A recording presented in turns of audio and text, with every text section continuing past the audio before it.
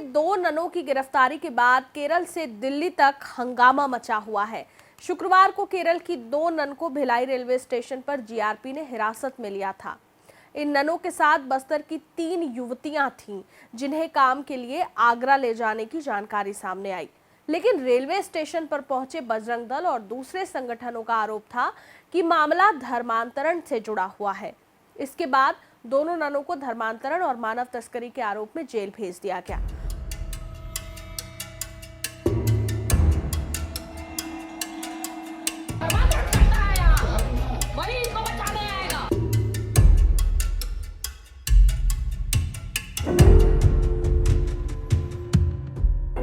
नमस्कार, खबरों की खबर में आपका स्वागत है।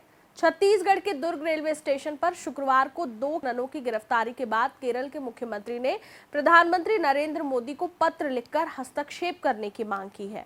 इन ननों को मानव तस्करी और जबरन धर्म परिवर्तन के आरोप में गिरफ्तार किए जाने की घटना को लेकर कई संगठनों ने कड़ी निंदा की है।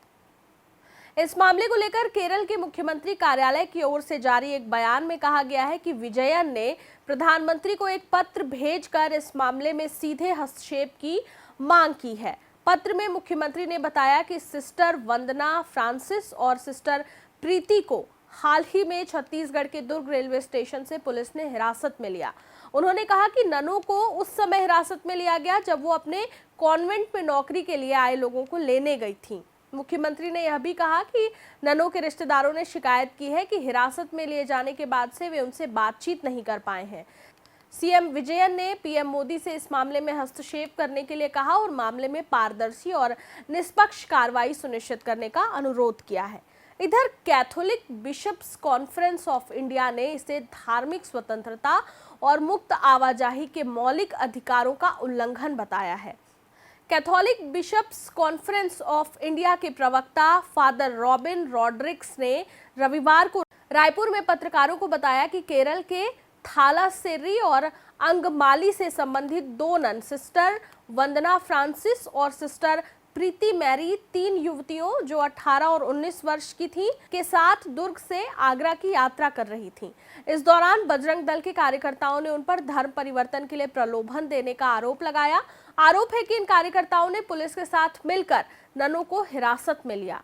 Catholic bishops conference of India की महिला परिषद की सचिव आशा पॉल ने बताया कि युवतियां अपनी मर्जी से ननों के साथ यात्रा कर रही थीं। उनके पास माता-पिता की सहमति पत्र, आधार कार्ड और रेलवे टिकट जैसे दस्तावेज मौजूद थे। फिर भी पुलिस ने ननों की बात नहीं सुनी और गैर जमानती धाराओं में उनकी गिरफ्तारी कर ली गई। 3 പേരും കൺഫേംഡ് ടിക്കറ്റിൽ ദുർഗിൽ നിന്ന് ആഗ്രയിലേക്ക് ട്രാവൽ ചെയ്യാൻ വന്നതാണ്. അവരുടെ ആധാർ കാർഡ് കാണിക്കുന്ന അനുസരിച്ച് അവരെല്ലാവരും മേജറാണ്. ആധാർ കാർഡിന്റെ കോപ്പി നമ്മുടെ കയ്യിലുണ്ട്, ടിക്കറ്റ്സിന്റെ കോപ്പി നമ്മുടെ കയ്യിലുണ്ട്. അവരെല്ലാവരും സ്വന്തം ഇഷ്ടത്തോടു കൂടി വന്നവരാണ്. वर्तमान में दोनों नन दुर्ग जेल में न्यायिक हिरासत में है और उनकी जमानत याचिका पर सोमवार को सुनवाई होगी। आवेदन पेश किया है जिसमें बस्तर की 3 लड़की को, 1 लड़का और 2 नन ले जा रहा है। हमें शंका है कि धर्म परिवर्तन के लिए ले जा रहा है, ऐसे उनके द्वारा शिकायत किया गया है। तो इस पर से नन और उस लड़के के खिलाफ में जो ले जाने वाले हैं उनके खिलाफ में 143 BNS के अंतर्गत अपराध पंजीबद्ध कर किया गया है और उसके आगे कार्रवाई किया जा रहा है। केरल में सत्तारूढ़ एलडीएफ और विपक्षी यूडीएफ ने इस घटना की कड़ी आलोचना की है। कांग्रेस के राष्ट्रीय महासचिव केसी वेणुगोपाल ने इसे भाजपा शासित राज्यों में अल्पसंख्यकों पर अत्याचार की एक और कड़ी बताया। उन्होंने छत्तीसगढ़ के मुख्यमंत्री और केंद्रीय गृह मंत्री अमित शाह से इस मामले में कड़ा विरोध दर्ज कराया है।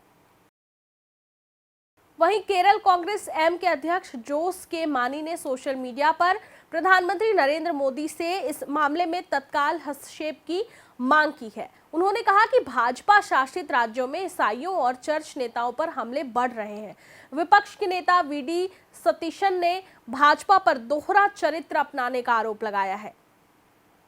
उन्होंने कहा कि एक तरफ भाजपा ईसाई समुदाय को लुभाने के लिए उनके घरों और चर्चों में जाती है, वहीं दूसरी तरफ अपने कार्यकर्ताओं को उनके खिलाफ हिंसा के लिए उकसाती है। इस गिरफ्तारी पर का वीडियो सामने आया है जिस पर उन्होंने ननों पर धर्मांतरण के कई संगीन आरोप लगाए हैं। मैं आज से देखी हूँ, बाइबिल निकला है उनके बैग से, फोटो निकला है, पासबुक निकला है, एटीएम कार्ड निकला है, और एक डायरी निकली है, उसमें पास्टर लोगों का नंबर मिलने से लग ही रहा है कि ये सीधा सीधा मानव तस्करी है। हमारी इनका एक रैकेट चलता है। रैकेट अगर नहीं चलता, 2 नन बैठी है जो यहाँ की नहीं है, इतने लोग कैसे आए? मैं तो हिंदू संगठन हूँ, मैं सब जगह जाके कार्य करती हूँ, मैं अपनी बेटी को बचाने आई हूँ। इन लोग किसको बचाने आए हैं ये बता दे, मैं इनसे पूछना चाहती हूँ। इधर सोमवार को मुख्यमंत्री विष्णुदेव साय सद्दानी दरबार में आयोजित हिंदू राष्ट्रीय अधिवेशन में शामिल हुए। उन्होंने कहा कि धर्मांतरण को लेकर प्रदेश में जो कानून पहले से मौजूद है उसे और ज्यादा मजबूत व सख्त बनाया जाएगा।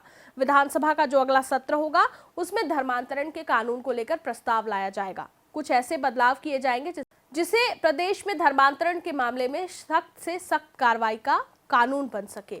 नारायणपुर की 3 बेटियों को नर्सिंग की ट्रेनिंग दिलाने और उसके पश्चात नौकरी दिलाने का वादा किया गया था और नारायणपुर का एक व्यक्ति तीनों बेटियों को दुर्ग रेलवे स्टेशन पर 2 ननों को सुपुर्द कर दिया और नन लोगों के द्वारा तीनों बेटियों को आगरा ले जाया जा रहा था और इसमें इंक्वायरी हुई है और ये पूरा का पूरा मामला प्रलोभन देकर ह्यूमन ट्रैफिकिंग और उसके पश्चात मतांतरण करने का ये मामला है और इसमें मामला दर्ज हुआ है और इसकी जांच जारी है, न्यायालयीन प्रक्रिया में है और कानून अपने हिसाब से काम करेगा और इसको राजनीतिक रूप देना किसी भी स्थिति में ठीक नहीं। इसके विरोध में दिल्ली संसद भवन के यूडीएफ के सांसदों ने प्रदर्शन किया। वहीं राहुल गांधी और केसी वेणुगोपाल ने भी इसका विरोध किया। इस पूरे मामले में नेता प्रतिपक्ष राहुल गांधी और केसी वेणुगोपाल का ट्वीट सामने आया। कांग्रेस नेता राहुल गांधी ने छत्तीसगढ़ सरकार पर अल्पसंख्यकों पर अत्याचार करने का आरोप लगाया है। उन्होंने कहा कि प्रदेश में भाजपा और आरएसएस का गुंडा राज है। राहुल गांधी ने लिखा कि छत्तीसगढ़ में 2 कैथोलिक ननों को उनकी आस्था के कारण निशाना बनाकर जेल भेज दिया गया। यह न्याय नहीं बल्कि भाजपा आरएसएस का गुंडा राज है। यह एक खतरनाक पैटर्न को दर्शाता है। इस शासन में अल्पसंख्यकों का व्यवस्थित उत्पीड़न।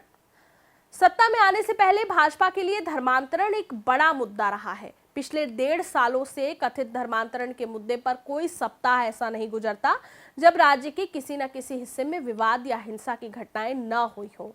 लेकिन ताजा विवाद के बाद माना जा रहा है कि छत्तीसगढ़ में कथित धर्मांतरण और इस मुद्दे पर होने वाली हिंसा का मुद्दा आने वाले कुछ दिनों तक गर्म रहेगा। खबरों की खबर में फिर होगी बात।